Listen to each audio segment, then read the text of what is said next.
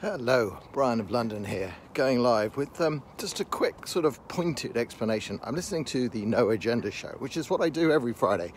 You should too. No Agenda, twice a week. Adam Curry, John C. Dvorak, best podcast in the universe. Anyway, they were discussing, they don't discuss things actually, they discuss media's reactions to things. So they were discussing the media reaction to the CES show, going on and on and on about 5G. And I was also kind of confused as to why 5G was being portrayed as it is by the media. Of course, you never get any proper information from the media. You always have to look beyond. And the thing that did it for me was listening to Frank Gaffney's Secure Freedom Radio, Secure Freedom podcast. Frank Gaffney, known him a long, long time. Excellent. Puts out a very, very good podcast. I think it's daily. And he keeps it short and brief. Interviews amazing guests. He interviewed a chap the other day called Rob Spalding. And Rob Spalding's an interesting chap. Very, very high up in the defense establishment. And then he wrote a memo and got booted out of Trump's thing. Very weird what's going on. Sort of, I think, deplatformed over his 5G. And he was discussing basically the Chinese takeover of 5G, and because basically here's the technical bits you don't get from the mainstream, the technical differences of 5G. 5G, the underlying technology can use bandwidth in a brand new way, which means it doesn't need contiguous bandwidth. Some of this will go straight over your heads, sorry, Adam Curry will understand. What it means is you don't need to devote a large chunk of spectrum to 5G. You can pick a bit from this part, and then you can have the police in the middle, and then you can have another piece of spectrum, and it can be wide across the whole spectrum.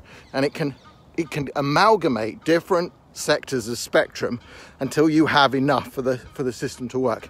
The second thing it's very, very good at is dealing with massively high loads in small, dense areas, if it needs to.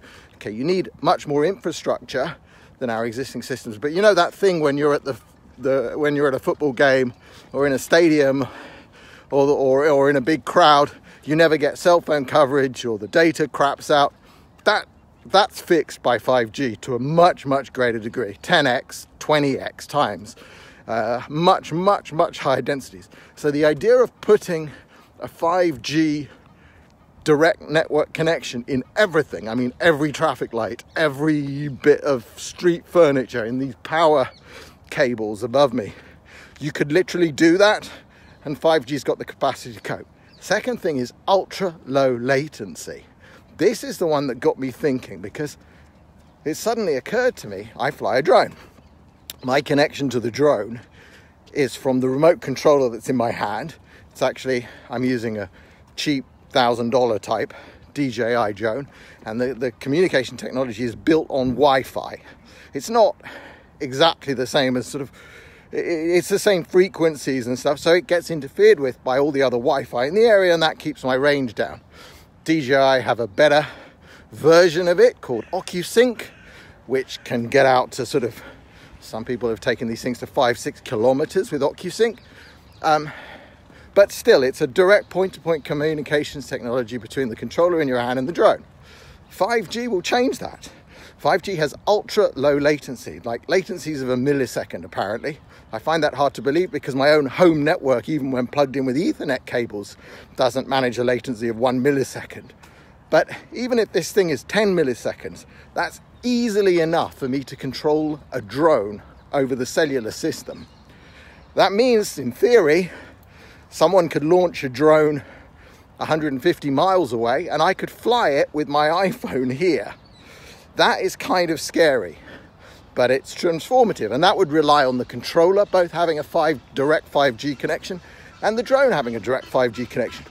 But there's no reason to believe that once these networks are rolled out and the receiving and transmitting equipment becomes cheap enough, there's no reason to believe that these applications won't exist. And that's what they're talking about with these self-driving cars and sort of semi-autonomous cars. So there is a heck of a lot going on with 5G. much more than the media is ever going to tell you. As to the health implications, I don't know. I find it hard to believe that it's significantly worse than anything we've had before. Here I am with my Bluetooth speakers locked to my head, just like the hearing aids that Adam Curry wears inside his ears. So there is definitely something about it. And I think it was about 2 months ago, again on Secure Freedom Radio, Frank Gaffney had another guest. I'll have to dig out the name if someone's interested, at me on Twitter, and I'll definitely remember to dig it out. But he was explaining the business model difference between the Chinese in what the Chinese are trying to do, which is Huawei and the other equipment manufacturers. And that is scary, because it could well be that Chinese tech is the only it dominates the market, and that everyone in the world is using this Chinese stuff. And I don't think that they've got our best interests at heart, and I don't think they're freedom-loving people. I think they're totalitarian communists, and I would always be nervous using a communication system built by totalitarian communist dictatorships, even if it was then bought by Verizon or Sprint or AT&T or, in Israel, Pelephone and all the others. I don't like the idea that their gear is everything we can use and the only thing we can use. So I'd like to see other people do that. Anyway, that was a quick early Periscope. I'll do another Periscope later on a less techie subject. This one has been super tech. So this is Brian's tech take while walking in the forest in Tel Aviv. Catch you later.